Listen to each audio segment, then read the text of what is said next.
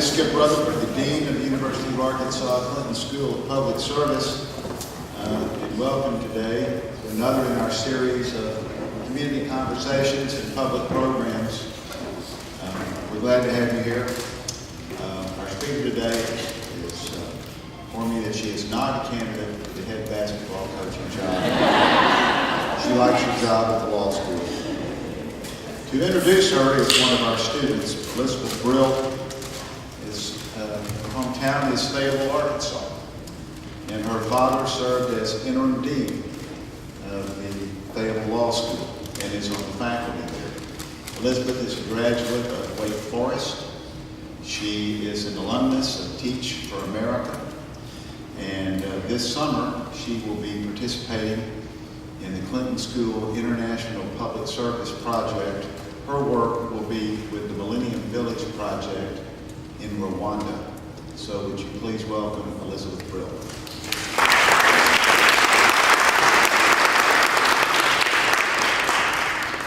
Thank you. Last week, the University of Arkansas School of Law at Fayetteville announced that it has been ranked for the third straight year among the most diverse law schools in the country. 18% of its students are African American, which is the highest percentage of any institution other than the historically black colleges and universities. The person leading these efforts forward is Dean Cynthia Nance, who in July was named the first female and the first African American dean in the law school's history. Dean Nance holds a Juris Doctorate with distinction and a Master of Arts in Finance from the University of Iowa, where she has also completed doctorate work in industrial relations. She joined the University of Arkansas faculty in 1994, where her late teaching and research areas include labor and employment law, poverty law, and torts. We're very pleased to have her speaking at the School of Public Service today because she's so active in her community and her profession. Locally, she's a board member of Interfaith Worker Justice, a steering committee member of the Northwest Arkansas Workers Center, and a committee member of Good Shepherd Lutheran Church. She serves on several committees within the Arkansas Bar Association, which named her its Outstanding Lawyer Citizen in 2005. Her national commitments include serving on the boards of the Greensboro Truth and Reconciliation Commission, the Law School Admissions Council, and Lutheran Immigration and Refugee Service.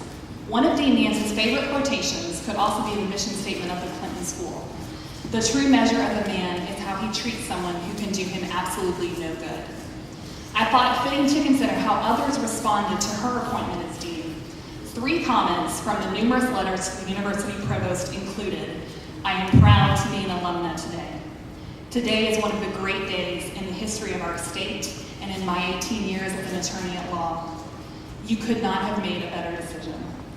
Clearly, this is someone whose career embodies the mission and the spirit of the Clinton School. Please join me in welcoming today's speaker, Dean Cynthia Nance.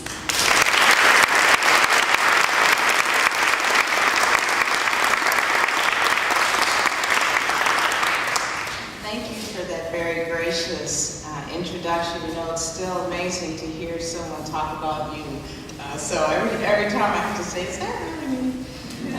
It's an honor for me to be here today, and a special hello to those of you, and thanks to you that over the years have supported me both personally and professionally. It's a joy to see you again, and thanks so much for coming out to hear me today. My talk is entitled Challenges in Creating Access to Justice. And I was just reminded that today is the 39th, is that right, anniversary of the assassination of Dr. King, and I did not know that, but that makes this even a more honorific event for me. I want to start with a story. One day, a young African-American man was walking down the street in downtown Chicago with a friend. They had gone to lunch during their lunch break on the job. They stopped at a novelty store on their way back to work, and they picked up a box of poppers. I don't know if y'all know what those are, but they come in a box, they're a little twisted, you throw them on the ground and they make a popping noise. Well, it was a spring day, much like today, and they were enjoying the day, and so he and his friends sauntered down the sidewalk, bantering and throwing poppers. Unfortunately for him, his walk brought him into contact with a police officer who was writing a ticket on a parked car. Startled by the popping noise, he grabbed the young man, cuffed him, and arrested him for assaulting an officer, a serious felony charge. The young man was 17 years old, and he was facing a conviction that would substantially reshape his life and the opportunities available to him. That young man was my brother, Cynthia Nance. He was a high school graduate, had never been in trouble, was attending junior college, and working as a page in the U.S. Attorney's Office in downtown Chicago. I share his story with you because it illustrates two important points which I wish to make the core of my talk with you today. The talk is entitled, as I mentioned, Challenges in Creating Access to Justice, and I want to focus on two specific challenges: pipeline issues and access to legal services. Elliott's story, I think, nicely raises both issues. First, there are many Elliott Nances in both the juvenile justice system and in terms of looking at adult incarceration rates. Human Rights Watch found that there is a stark and extraordinary magnitude of minority incarceration and a stark disparity in the rates of incarceration of minorities compared to those of whites. Out of a total population of almost 2 million incarcerated in adult facilities, 63% are Black or Latino, though these two groups represent only 25% of the national population. And the criminal justice system, though a major problem, is not the only leak in the pipeline for young Black and brown people, particularly young men of color, who would be the future lawyers, judges, and advocates. There are emotional disparities, and I will describe those as well. But I think his story illustrates what can happen to a young man of color. The second point I think his story illustrates is the importance of access to lawyers. What if he had not been working at the U.S. Attorney's Office? What if he had not had a connection to people who were major players in the Chicago legal market? What if he had not had a family who showed up en masse on his trial day? Folks, we are losing many, many Elliots who have the talent and ability to play a role in shaping the future of the legal profession in this country. These two challenges, the leak in the pipeline to the legal profession, which I consider the back end of the problem, or the front end of the problem, and the availability of legal services, the back end, are not unrelated. It is clear that as we lose some people on the front end, those are people who would come to the legal profession viewing the world through a different lens and who would bring into courtrooms, governmental agencies, and to client representation a different perspective. The second challenge, the lack of access to legal services, is disturbing given the fundamental nature of the rights at stake. According to most estimates, 4/5 of the civil legal services needs of the poor and 2 to 3/5 of the legal needs of individuals are unmet. John Jay, a Supreme Court justice, stated that justice is indiscriminately due to all, without regard to numbers, wealth, or rank. Both challenges, the pipeline and the lack of access to the courts, are serious, protracted, and must be addressed if we wish to actually fulfill one of our most proudly proclaimed legal principles, equal justice under the law. Well, let's take a closer look at both challenges and the initiatives that are underway, and perhaps afterwards we can collectively think out loud about how each of us here today can contribute to change. Pipeline issues. Well, it's inevitably true, lately at least for me, that whenever I am in the company of professionals of color, every level of educator, national sorority conferences, and church folk, someone brings up the issue of the pipeline. In other words, this issue, the loss of young people of color from the educational system and to the criminal justice system, this pipeline for college, law, or graduate school is on the radar. Let me share a bit of my own very personal experience with this issue. I had a journey of self-discovery in which I realized that the work in which I had been engaged on a macro level was much easier and certainly much less challenging than digging in and getting involved on a one-on-one basis.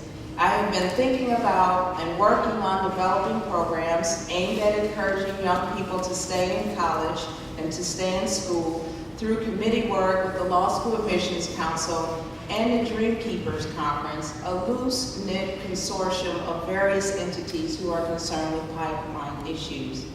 At the same time, I became smacked right in the face that my own nephew was at risk. You know, for some reason, it was easy to think about policy, but the very real need of a person close to me was much less obvious. As that realization dawned on me, I decided to do something about it. He had been dismissed from 3 high schools in Chicago, and his mom and dad were at their wits' end. And though I think I did the right thing, I'm not the hero of this story. My nephew took the initiative to call me, explained the situation, and asked if he could come to live with me. Now you might imagine, as a 45-year-old perennially single person, this was a little bit of shock. But I really did think, and I remember thinking this, how can you go around advocating for issues on a macro level when you're not ready to put your money where your mouth is? Here's a member of your own family who's crying out for help. So, thus began a challenging and rewarding odyssey to personally plug the pipeline. It was hard work, very hard. I can tell you that my appreciation for the art of parenting increased a great deal. The good news is that he did graduate from high school and go on to Langston University. The bad news is that, again, the pipeline has a leak because he left in his first year. One of the things that became clear to me during that time was how many parents, colleagues, and friends shared similar stories. There are a number of faculty members of color at the University of Arkansas and across the country, even law students, who have either their younger siblings or nieces and nephews living with them and who are grappling with the same issues. Sherry Burr, a New Mexico law professor, has written a book about this experience. And let me digress here for a moment in terms of this pipeline issue. There are those in the professional fields who think of pipeline issues in terms of being able to fill seats in their undergraduate or graduate programs. And I have to confess to you that I thought this way very early on. But I'm now convinced that the issue is more fundamental than that. We are losing folks before they can even think about law school. And I've come to believe that it's more important than the pool of potential applicants for law school. Yes, it's true that that pool will increase if we keep young people in the pipeline, but it's much more than that. What the data shows us is that the disparity in educational attainment starts very early. This can be seen by looking at math and reading proficiency at very early ages, and the problem becomes exacerbated in middle and high schools. If one were to look at the higher education pipeline, starting with high school, the numbers are startling. If you look at high school sophomores, 84% of Black and 79% of Hispanic students graduate. Of those, 46% of Black and 41% of Hispanic students enroll in any post-secondary education, and 12% of those who are Black obtain a bachelor's degree, and the same number for Hispanics. You can see that the pipeline issue is very serious. I think that the most significant number, however, is the fact that 66% of high school graduates and 64% of Hispanic grads never complete any type of post-secondary education. One of the issues that's become a much discussion on the law faculty of color listserv is something that none of us may have thought about, and it's arising in the Southwest.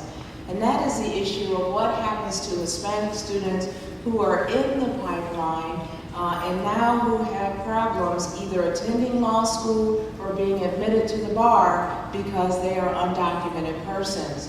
What happens when your parents come to this country and bring you as a 2 or 3-year-old, and now you need to be certified for the bar, and you cannot prove your citizenship, and you are an illegal person?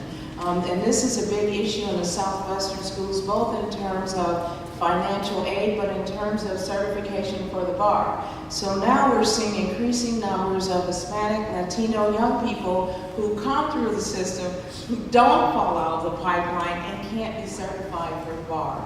And this is an issue that needs to be addressed as well. These young people represent our future.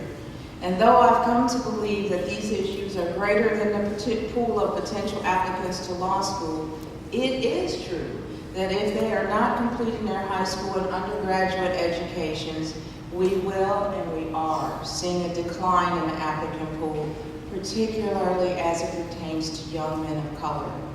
When you juxtapose this with the changing demographics of our society and the need for our profession to reflect those changes, then this challenge is obvious and immediate. Maria Montessori sums it up this way: all adults stand accused. The society responsible for the welfare of children has been put on trial. There is something apocalyptic about this startling accusation. It is mysterious and terrible, like the voice of the Last Judgment. What have you done to the children I've entrusted to you? The second challenge is access to the courts. Justice, according to Mary Wollstonecraft, will not be a potential spring of action unless it extends to the whole creation. Deborah Rhodey has also said, it is a shameful irony that the country with the most lawyers has one of the least adequate systems for legal assistance. It is more shameful still that the inequalities and inequities attract so little attention. This lack of legal assistance for the poor and even middle class is a national problem. Over the last 2 decades, national spending on legal aid has been cut by a third, and increasing restrictions have been placed on the clients and the causes that government-funded programs can represent. Groups that are the most politically vulnerable are now also the most legally vulnerable as well. Federally funded programs may not take cases involving unworthy poor. These are defined as prisoners, undocumented aliens, school desegregation plaintiffs, and women seeking abortions. Professor Rhodey argues that even in the criminal justice arena, though indigent criminals are theoretically entitled to effective assistance of counsel, few actually receive it. And she points to the high prevalence of plea bargains and a lack of factual investigations to support her analysis. Lack of access is nationwide, but today let me focus on the state of affairs in Arkansas. Justice Jim Hanna noted that equal justice requires that all Arkansans be empowered to make their case in a court of law. Arkansas's need for funding for additional legal services for those who cannot afford them is imperative. The system, he noted, is better.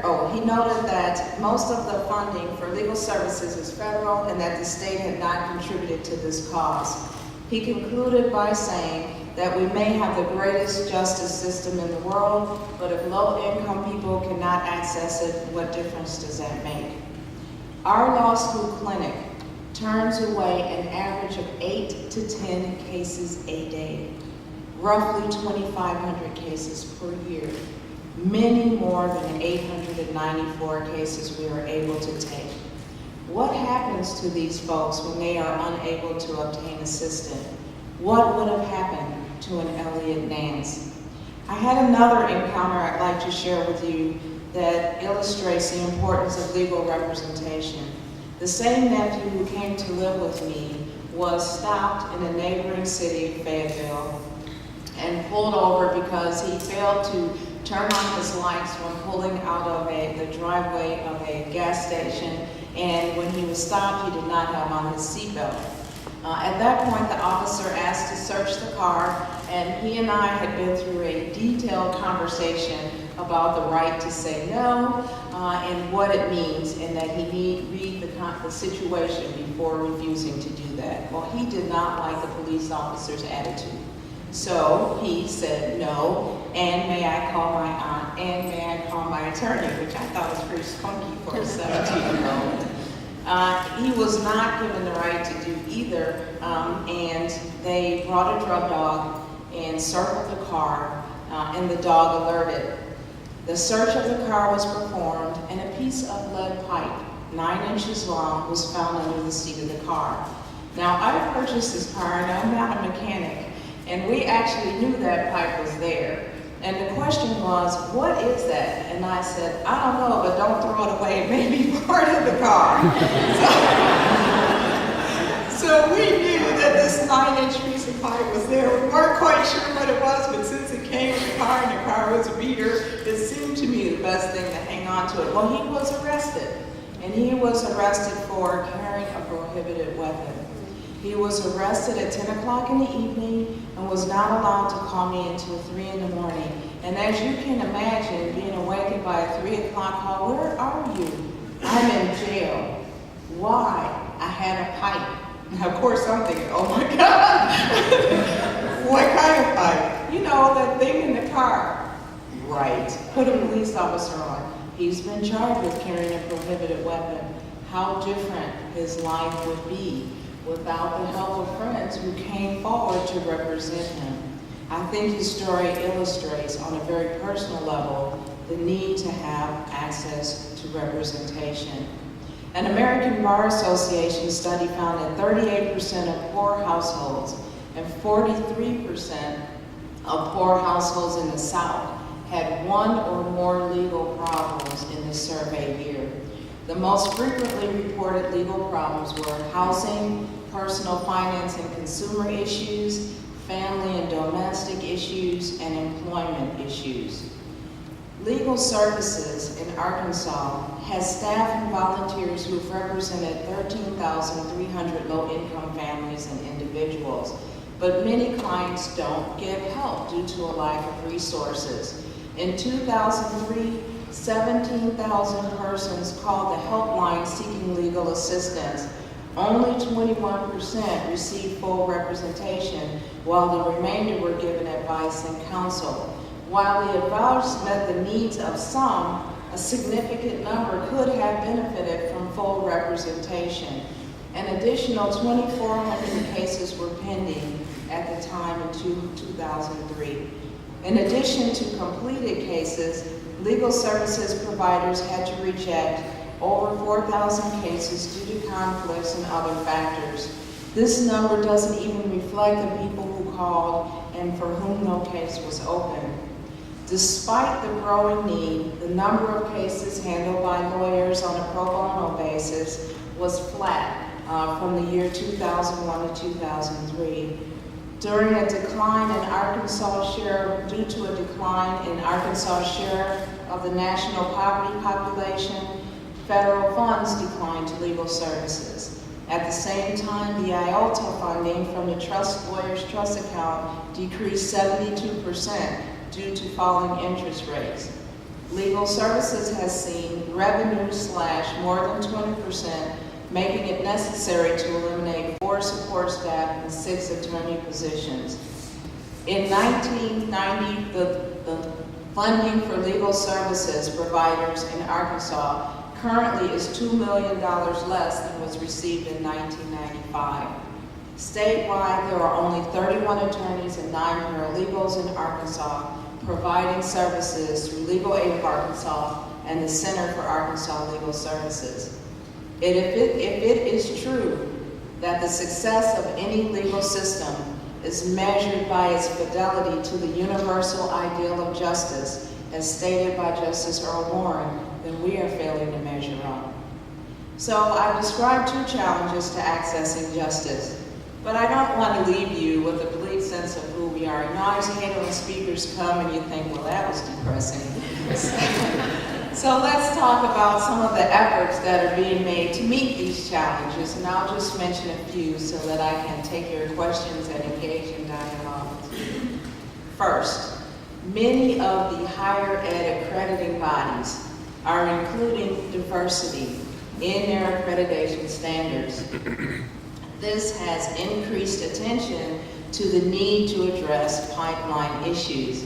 In addition, as many of you know, specifically in the area of legal education, many corporate counsel and corporations are requiring that engagement partners or others who do business with them be diverse attorneys, which means that you must hire diverse attorneys, which means that you must have a pipeline for those attorneys coming through law school. Those initiatives are increasing attention to pipeline issues.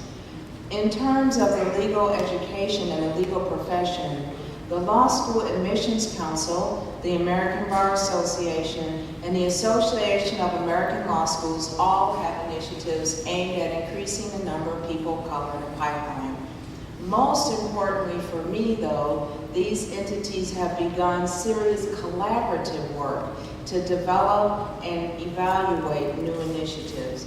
Now, let me pause here to tell you one of the challenges in terms of this work.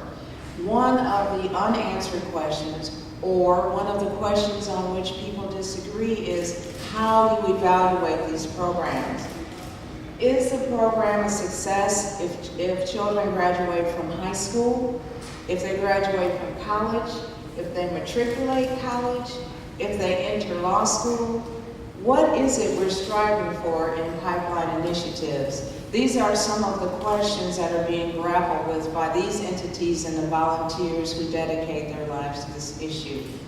Locally, you can be proud. Little Rock is home to a wonderful pre-law initiative housed at the law school here and reflecting the commitment of the dean and the faculty of Euler's Law School to diversity in the legal profession. The pre-law undergraduate scholars program, or PLUS program, introduces college sophomores and juniors to the written and analytical skills necessary for law school.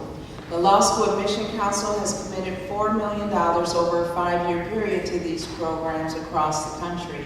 Other law schools hosting the PLUS program are Chicago, Kent, Iowa, and Nebraska, to mention a few. In addition, there are many outreach programs, including those of the Puerto Rican Legal Defense and Education Fund, the American Indian Law Center, and the Just the Beginning Foundation. And I'd like to tell you a little bit about the Just the Beginning Foundation. It was started by 52 African American federal judges from across the country in honor of Judge James Parsons, the first Black U.S. Federal District Court judge. And I guess I'm really proud and pleased with Just the Beginning Foundation because it operates in Chicago. And what the foundation does is nurture students during their secondary education to increase the number of students in the pipeline. And they work in the Chicago public high schools.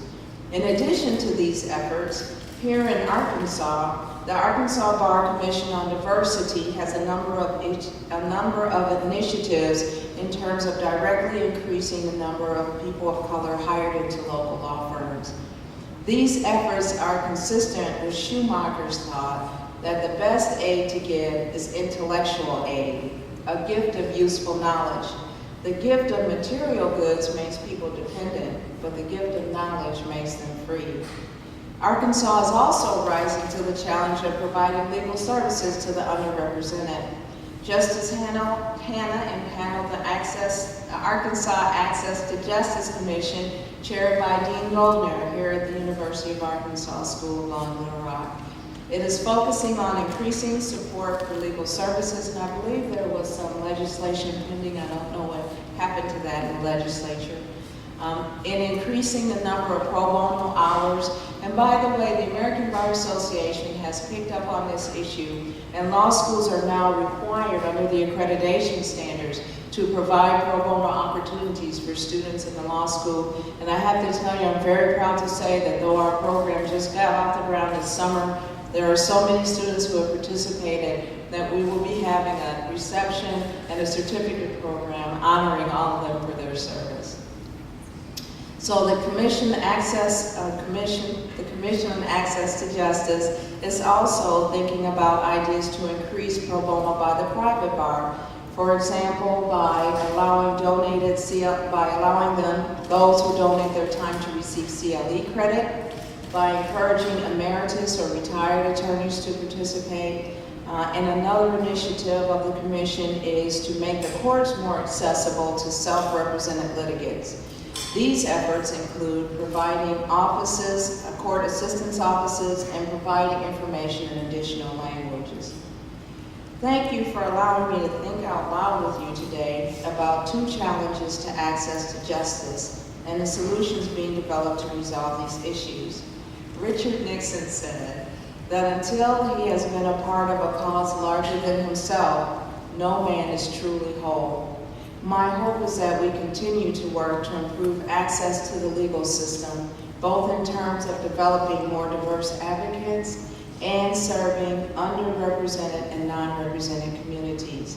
It's been a pleasure and an honor for me to be here with you and speak to you today about these issues. Thank you.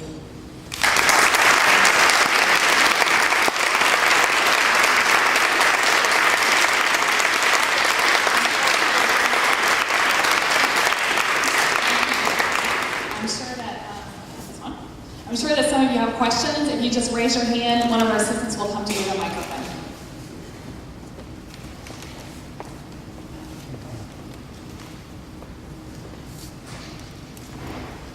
Congratulations. Thank you. I'd like to ask you to respond to a hypothesis that I have. And that is, what do you think would happen if the speech you've just given today, which was a speech of courage, hope, and some kind of spiritual advocacy, if this speech was given today in print and distributed to the houses of incarceration and the houses of worship in the minority communities, and I'm emphasizing African American and Hispanic, what impact would it have on those constituencies of our state? That's a pretty tough question. I'll share just a brief story since you mentioned spirituality that I think you'll appreciate. I was home this weekend. My great aunt is actually dying, and I wanted her to know that regardless of what title I have, she's still important to me. So I went home to see her. And so I had to go to church with the aunties, right? This is a big deal when I'm home. So I went to church, and as it turns out, the pastor called me out. And he said to me that in his sermon, you know, that's always the worst because you think, oh, Lord. And he said, Dean Nance, do you know why you have your position? And, you know, it was one of those, can I really not answer just to make sure? And he said, because the Lord is working through you and because you have work to do. And I always hope that that's true, no matter whether it's a professional setting or in church or Bible study. So my hope would be that those words would be an encouragement, because that is always how they're intended. And I didn't even share my story, which the question was asked to me before this session, you know, do you have to be smart to be a lawyer? I said, boy, if I told you my story, everybody would be jumping into law school. So I always hope that that's true, and that would be a blessing to me as well as to the receiver. So if you'd like that, let me clean it up, and I'll give it to you. Yes, sir. What has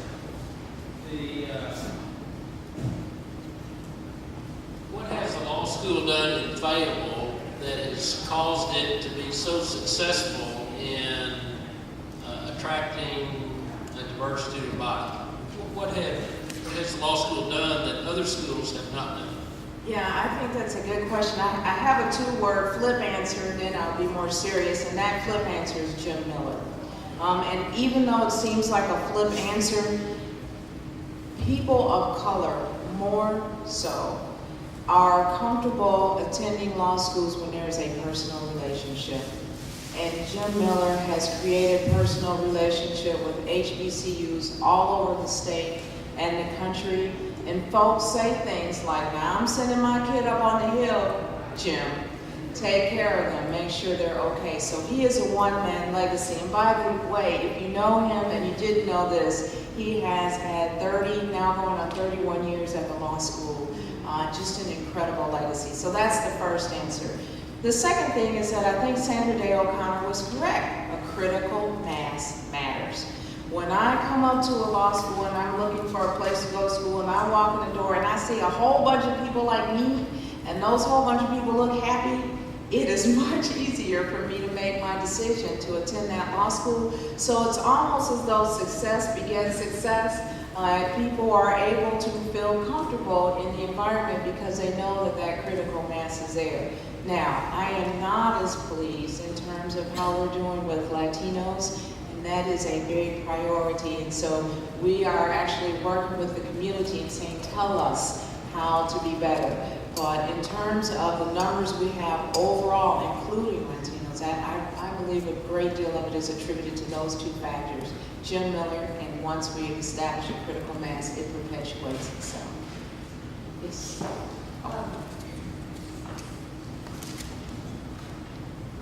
Took the question right out of my mouth, John. So I have a follow-up question. Okay. As to the university as a whole, the diversity plan has not been as successful as the law school. Are you at all involved in assisting with that? And how would you take your practices and recommend to the chancellor and his crew how they make that same thing happen overall in the school? Now that's a very good question, and I guess my participation is at a number of levels, subtle and more overt. The subtle issue is that we did receive a great deal of national and statewide attention for my appointment. And I tell you, I got emails from folks that I do not know, including the folks I call the aunties. And you could tell in reading the email who sent it, because you could almost hear the voice come through the computer. You are so good for the black people, you know? And I answered each and every one individually, every phone call, every card, every letter. So in that sense, I think the university benefited. On a more serious level, we are now, each college has been required to develop a diversity plan. And because we've been successful, the provost specifically said, would you be willing to share your initiatives with the other colleges? Every college has a diversity, a person who's in charge of diversity. Associate Dean Judith Kilpatrick is our Dean for Diversity Planning and Special Projects. She's involved in that with the other colleges, so that information will be transmitted to the other colleges. I have to say that I inherited this, and so I get to go out and say, wow, we're doing a great job, but I really cannot overemphasize to you the importance of a critical mass. I was one of 6 at the University of Iowa in my first year class, and I tell you, it is a very different feeling. And so I really think that has a lot to do with it. But yes, we are sharing our what we do. And the other thing, let me say this, and I said this to a group of law school deans. Everyone is chasing diversity, and that's okay. But what I've learned is managing diversity is just as important. There are folks who have to get used to the fact that they are now competing for jobs with people who look nothing like them. They are now not getting slots on law review because people who look nothing like them are getting those slots. That is something that has to be managed in terms of bringing the whole community along. So my advice would be, or the thing I've learned the most about is, you can't sort of be content with, we have a diverse body. It's also making the environment appropriate and putting in place supports for managing diversity. So that's been my teachable moment out of that. I'll ask one, and then if anyone else has any more, we'll go ahead. I think you're one of 4 female African-American deans in the country, and you obviously sort of jumped into this job in the course of a series of events in Fayetteville. Can you talk a little bit about the mentors that you've had and how you've transitioned into this role from sort of a student's perspective? What do we need to know, moving forward? Yeah, that's a really good question. This was not ever my goal in life. And in fact, my goal once I came to the Legal Academy was to be an obnoxious chair professor who could say, I'm not serving on that committee and I'm busy doing my activist stuff, leave me alone. So the way I came to law school was serendipity to a great extent. I did want to go to law school, but I had been out many years, and I went to a law school forum, and I came across the Iowa table, and the recruiter then, Dennis Shields, who's now dean at the Phoenix International School of Law, said to me, tell me about yourself. And I did that, and he said, sit down. You don't have to go to my law school, but you need to go to somebody's law school. And I thought, yeah, okay, and I was working, and I was about to graduate from undergraduate school because I had gone back, and I thought, you know, I can have a happy bachelorette life, keep making money, and I don't need to go to school. And he worried me into law school. So you know, it really is fortuitous, and I always say thanks to him for that, and he knows that. So I would count him as a mentor in terms of legal education. And then once I got there, my first year, I had spent down my profit sharing, which is how I was financing my way. And I said, well, you know, Dennis, I've got to leave because I don't have the money. And he found a way for me to stay. So anytime I get to speak about that, Dennis Shields is one of my mentors.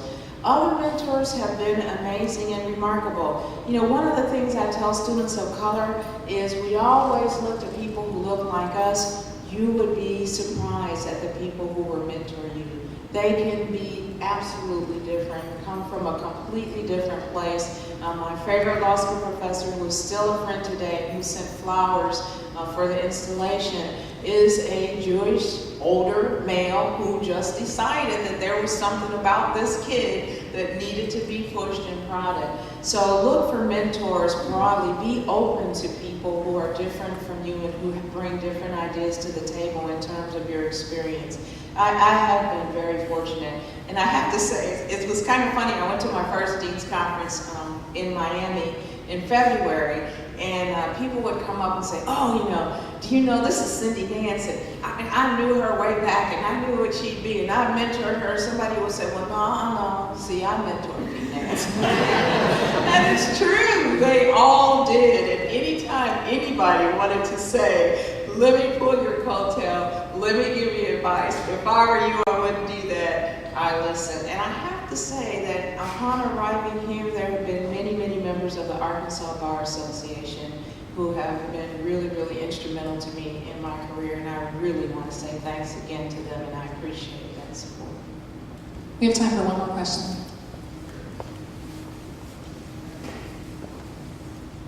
Thank you, Dee. I have a question that's somewhat related to the pipeline issue. Last year, the ABA published a report on women of color. Yeah, that was awful. And I guess it talked about the attrition rate of women of color practicing law at predominantly mostly large firms. And I was wondering, do you think that maybe part of the problem with pipeline issues, people thinking, well, if I get into law school, and it's fairly obvious that all the opportunities aren't available to me after law school, that people aren't maybe thinking that it might not be a great profession. Yeah, that's a really good question. Now, when the results of that study were pretty horrific in terms of folks we lose. You know, I don't know. I didn't have a sense of what was waiting for me on the other side. I was just glad to kind of keep being in there. So I don't know. One of the things that I try to do, though, is when I recruit people, I try to tell them the broad array of opportunities that are available. And I also try to tell them that if you don't like the big firm experience, there are other things you can do with a law degree. And my bottom line about a law degree is you never have to practice, but having that JD changes your life. And so, I mean, I try to sort of circumvent that up front by saying there are a lot of things you can do other than go the traditional big firm route. But yeah, we need to, that is a pipeline issue at the back end, and it's a very good point. Yes, ma'am. Good evening or good morning. I'm Cheryl Warden, and I'm returning from Little Rock, caring for my parents, Clara and Percy Draper.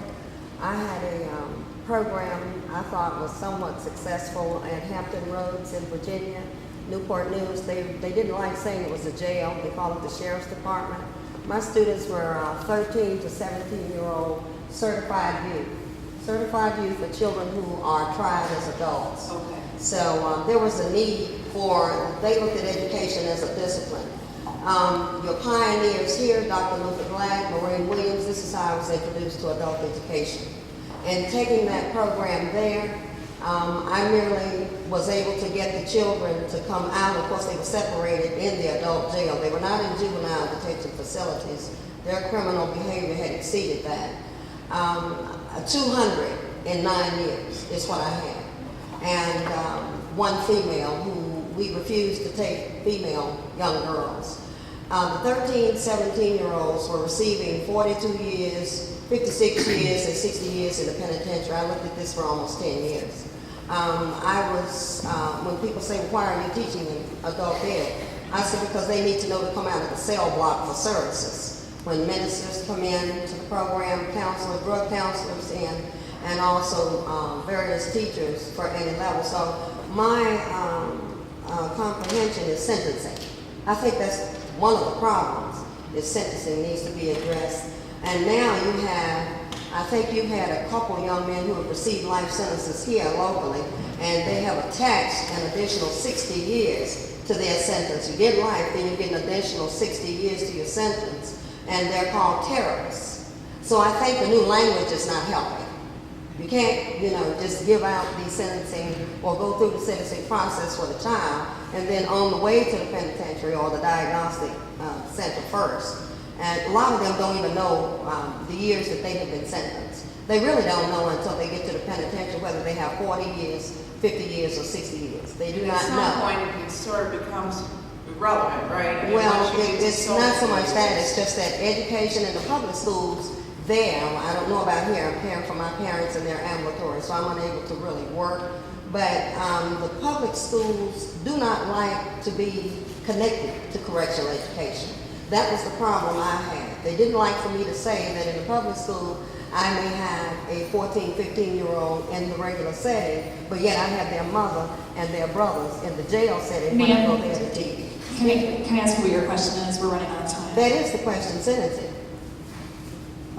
What are you all doing about sentencing? That's a way to help the youth. Well, I can address what law faculty of color have been doing.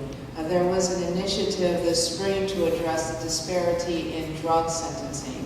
So I know that is one particular initiative. More broadly, I can't address that, but I do know that law faculty of color this spring got very activated and are addressing that issue. So that's one area that I know, yes, it's a broader problem, absolutely. And is there a lot more work to be done? Yes. But I can tell you that is one initiative underway. Good afternoon.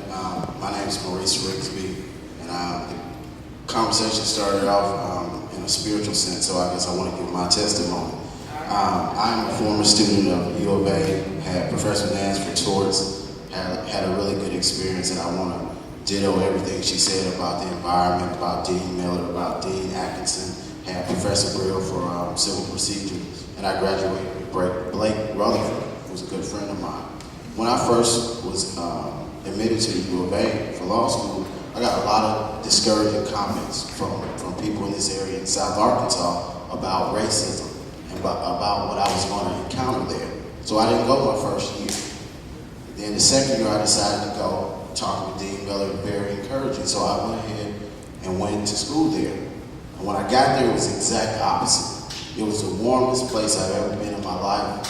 Those days, from getting beat up by Professor Brill and torts, when I was on the couch, the white students were the students who came to pick me up. There were only 5 African Americans in my class, but after my class, there were 20 African Americans, then 25, and then 30. So I think there are a lot of good things going on there where there's a lot of collaboration. Students are working with one another. Students are trying to develop themselves for the legal profession. And once you get there, race is not really a factor. It's about how you're trying to educate yourselves, how you're trying to prepare yourself for the labor market. And so I had a really great experience, and it's because you have faculty and the administration who are really committed to making sure that when it's time to take the bar, when it's time to enter into the legal profession, that you're prepared. That's the number one issue. And so we responded to that, and because of people like Dean Nash, Dean Atkinson, and others, we were able to meet those challenges. So I really appreciate you being here today and helping me with my career and all the inspiration. And so we look forward to continuing to support you in all your efforts. And thanks the Clinton School for giving me the opportunity for being here today as well. Thank you. That's a great note to end on. Let's make Dean